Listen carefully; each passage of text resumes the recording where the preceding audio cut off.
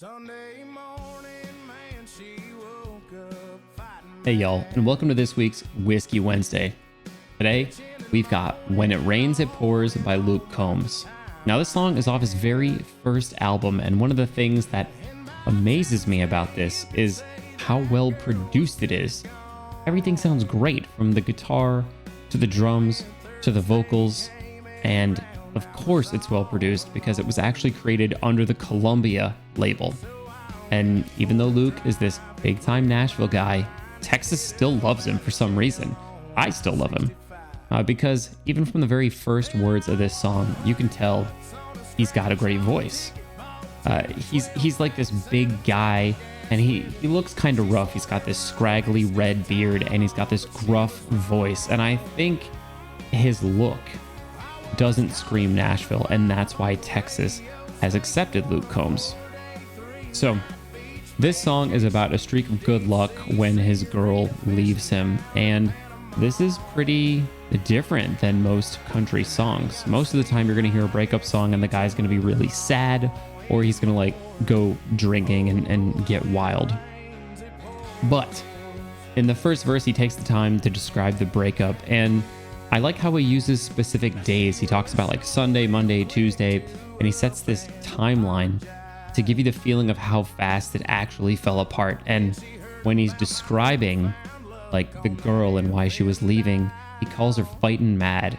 And I think that phrase is important because I feel like it's not that common. You don't hear a lot of people use that phrase, and it like gives you a little bit of insight about where he's from because of the dialect that he uses. Now, he leads up to the chorus by describing how he winds up at a gas station, and at the gas station he buys a cheap lotto ticket, and it kind of kicks off his streak of good luck. And in the chorus, he talks about all the good things that start happening to him right after this breakup, all starting with that lotto ticket. And the line about not seeing his ex-future mother-in-law cracked me up. But I don't know, I find that kind of funny because I like my mother-in-law, but I suppose like he wasn't married to this girl, or he wasn't even like engaged to her really. So like, you know, he just didn't like her mother, and that's fine.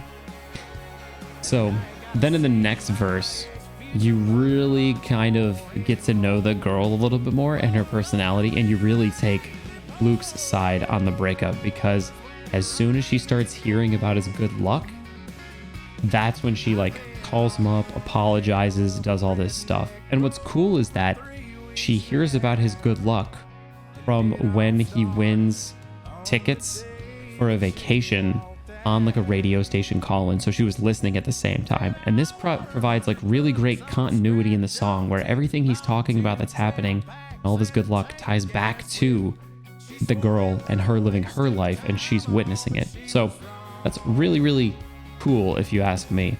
So it's actually well thought out lyrics. But the title of this song is a bit weird. When you hear When It Rains, It Pours, usually you're thinking about negative things happening, bad things just piling on and on. But in this case, he's using it in a positive way.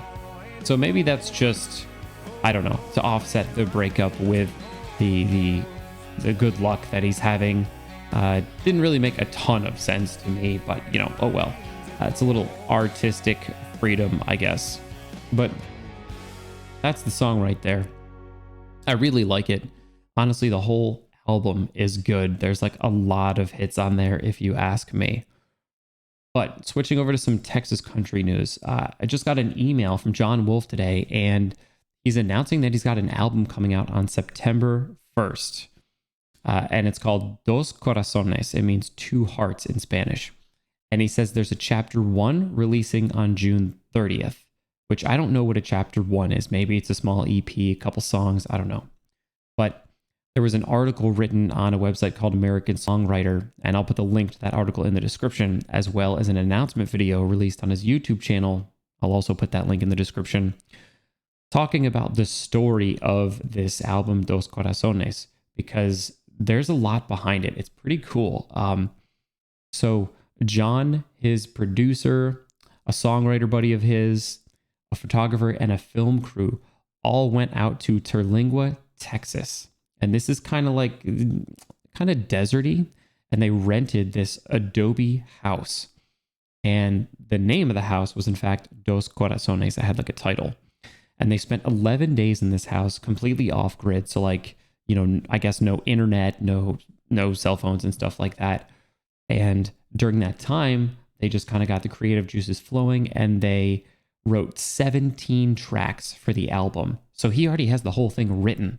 All he's got to do is go record it. But in addition, because he brought that photographer, the photographer took 5,000 photos, and then he had a whole film crew that took 13 and a half hours of video. So now you have this entire like set of media that not only is the album, but talks about the creation and the process of creating the album.